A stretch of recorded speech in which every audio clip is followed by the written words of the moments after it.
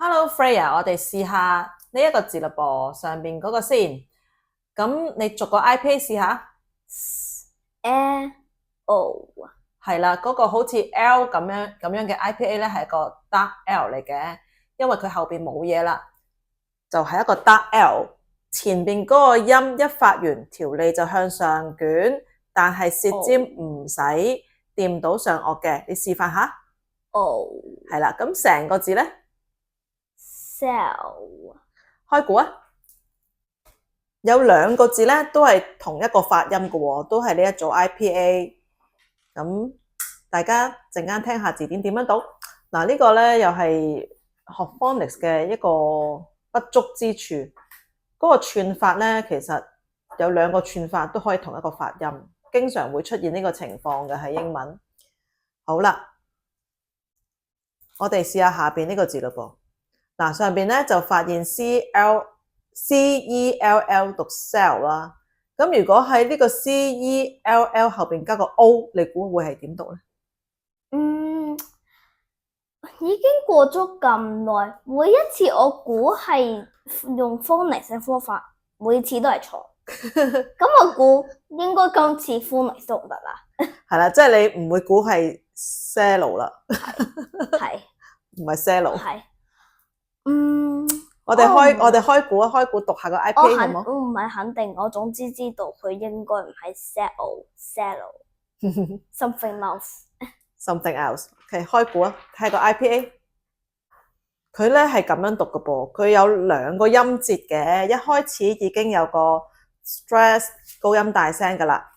咁Freya，我將佢嗰兩個音節咧用藍色攣線間好咗啦。咁你逐個 IPA 讀下先。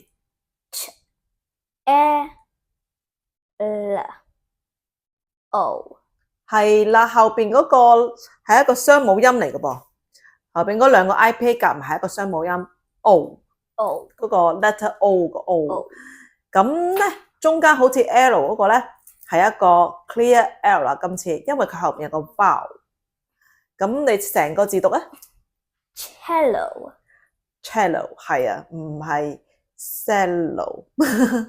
所以咧遇到唔識嘅英文字就一定要查字典去揾翻個讀音出嚟啦，唔好靠嗰個串法去估佢點樣讀。同埋講真，其實呢個我都以為係讀 cello，唔係 cello。唔係啊，佢唔知點樣有個音出嚟㗎，係由 nothing come from nothing。係啊，英文都冇乜規律咁樣嘅，到而家都冇規律㗎，我發現英文其實真係好亂嘅。好啦，我哋一齊聽下字典點樣讀。Sell. Sell. Cello. Sell means to give something to someone else in exchange for money. It's when you trade your stuff for cash or value. Sell 中文是賣。 This shop sells a variety of Chinese teas. 這家店出售各種各樣的中國茶。 The word cell can mean 1. The smallest unit of life in biology, like a building block of living things. 2. A small room, like in a prison or a monastery. 3.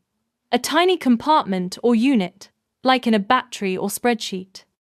Cell 這個字可以有以下意思：一、生物學中最小的生命單位，就像生命的基本構造；二、小房間，比如監獄或修道院的牢房；三、很小的格間或單元，比如電池或試算表中的格子。The human body is made up of millions of cells. 人體由數以百萬計的細胞組成。 The prisoner was locked in a small cell. 囚犯被關在一個小牢房裏。 Each battery cell needs to be replaced for the device to work. 每個電池單元都需要更換，設備才會運作。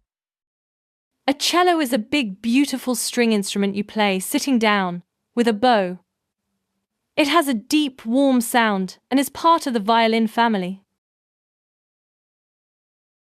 Cello 中文是大提琴。She plays the cello beautifully in the orchestra. 她在管弦樂團裏拉大提琴拉得很美。